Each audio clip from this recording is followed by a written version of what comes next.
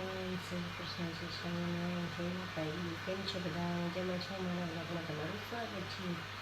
આજે બનાવવાનું છે આપણી ઢોકળીનું શાક. તો તેની માટે આપણે જો તેલ મૂકી દીધું છે.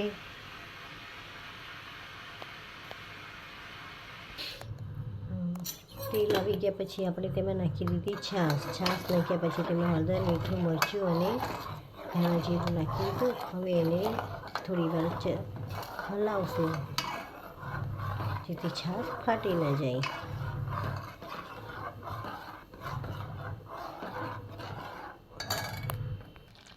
છાશ ઉકળી ગઈ પછી આપણે તેમાં નાખી દીધો ચણાનો લોટ. હવે તેને ડીશ ઢાંકીને થોડી વાર ચડવા દઈશું.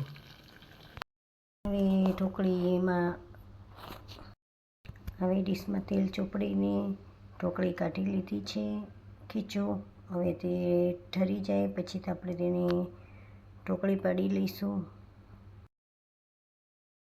હવે આપણે ઢોકળીનું શાક વઘારી નાખીશું.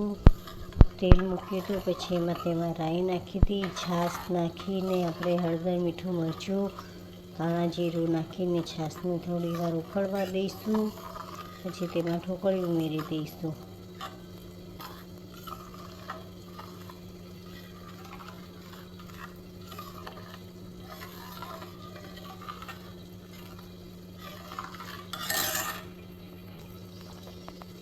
હવે આપણે એમાં ઢોકળી ઉમેરી દીધી છે તો હવે થોડી વાર ઉકળવા દઈશું. પછી ગેસ બંધ કરી દઈશું. હેલો ફ્રેન્ડ, જો 7:45 થઈ ગયા છે. સાડી પણ બની ગઈ છે, થોડીક રહી છે. હવે રસોઈ બનાવી નાખું.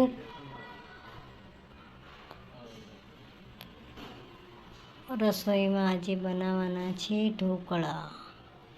ઢોકળાના ખીરામાં આદુ, મરચાં, લસણ નાખી દીધું છે. ડીશમાં તેલ પણ લગાવી દીધું છે. સોડા નાખીને, મકાઈ નાખીને, ધાણા નાખીને હવે બાફા મૂકી દઈશું. ઢોકળા બનીને રેડી છે. હવે જમી લઈશું. ગરમા ગરમ ઢોકળા.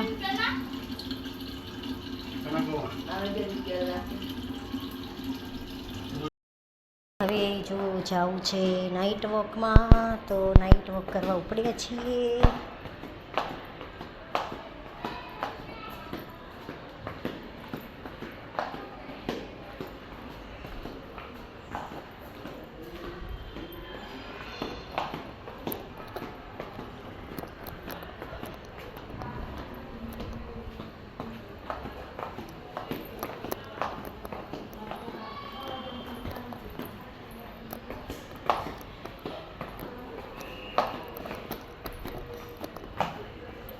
કોઈને રેણિયા કટિંગ જોઈતું હોય તો અહીંયા આપે છે.